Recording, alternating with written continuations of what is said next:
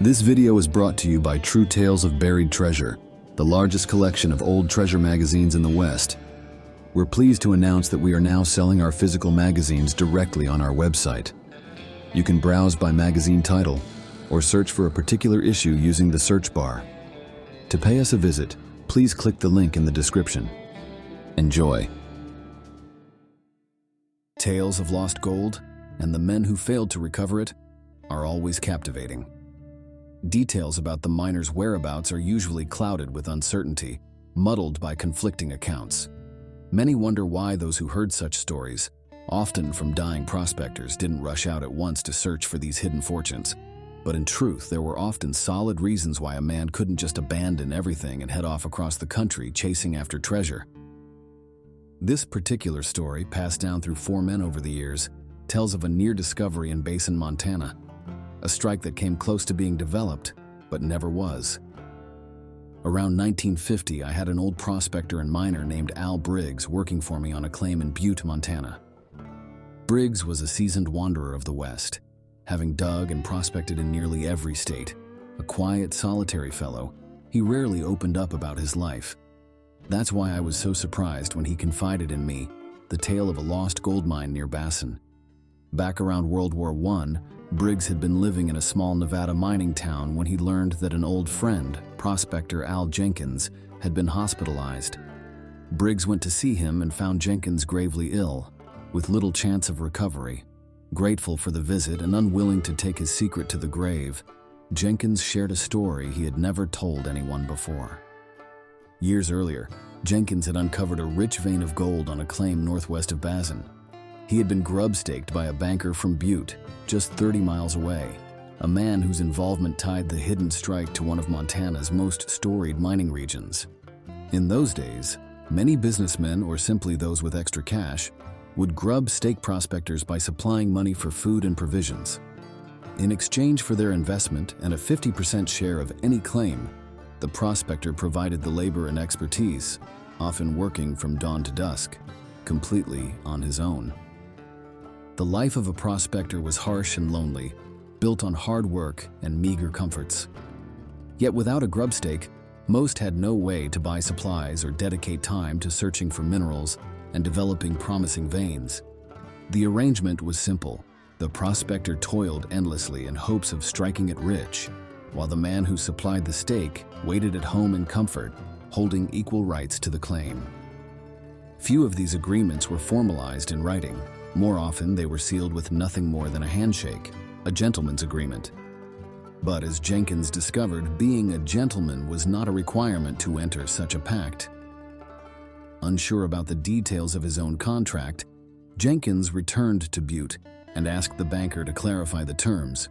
To his shock, the banker explained that the fine print required Jenkins to repay every dollar of the grub stake before he could collect a dime from any discovery.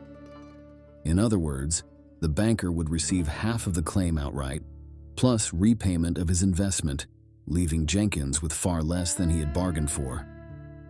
Furious and disheartened by this revelation, Jenkins kept his discovery a secret. It wasn't the money itself that angered him most. It was the banker's lack of integrity. On the train ride back to Basin, Jenkins made a decision. The only way to outwit the banker was to remain silent, conceal his discovery, and disappear from Montana for a time. His plan was simple: return later, once the slate was clean, and legally stake the claim in his own name. For the next week, he worked tirelessly to erase all traces of his find. He blasted shut the entrance to the short tunnel that led to the gold vein and dragged a massive dead tree over the dump pile with his horse. When he was finished, little evidence remained that anyone had ever worked the site. Years later, facing the end of his life, Jenkins confided the full story to Briggs. He described the location in detail: a small gulch branching off to the right of a larger one on the outskirts of Basin, where the hidden tunnel still lay. Briggs was electrified by the story, but by then, the war had broken out, and he couldn't immediately leave Nevada to pursue the lost mine. Life soon took hold. He married, and money was always tight. When he finally made it back to Montana, he found steady work in the Butte mines to provide for his wife and their 4 children. With 5 dependents to care for and a bout of serious illness behind him, Briggs never got far enough ahead financially to chase the dream Jenkins had handed him. Still, the thought of that hidden mine in Basin never left him. He always believed that next year would finally be the year. But without a car of his own, and with no close friends to offer him transportation, even the short trip to Basin was impossible. The years slipped away, leaving him increasingly frustrated, the secret of Jenkins's lost gold gnawing at him as time marched on. During those years, Briggs once heard yet another tale about Basin. An acquaintance told him of a hunting trip he had taken with several men from Butte. They set out early one autumn morning, and upon reaching a small gulch, split up to wait quietly for dawn. While settling in, the man cleared a spot to sit, moving a few smaller rocks out of the way. One stone in particular caught his attention. It felt unusually heavy for its size.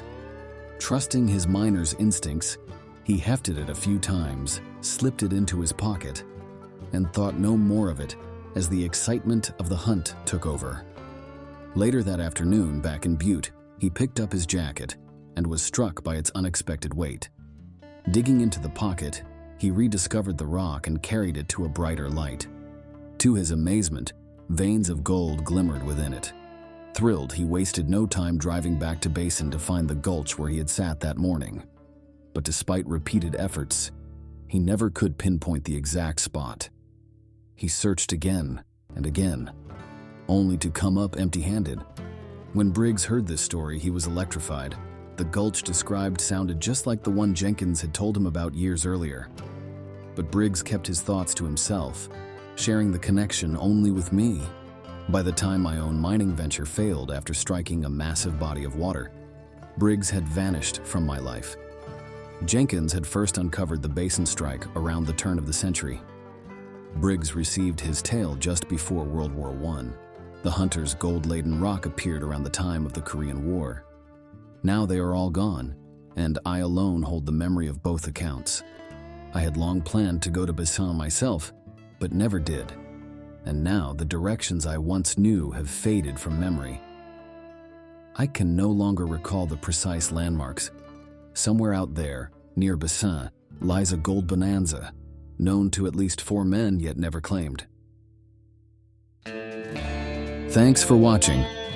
If you'd like to read the original article or purchase the magazine from which it was taken, please check out our website, truetalesofburiedtreasure.com.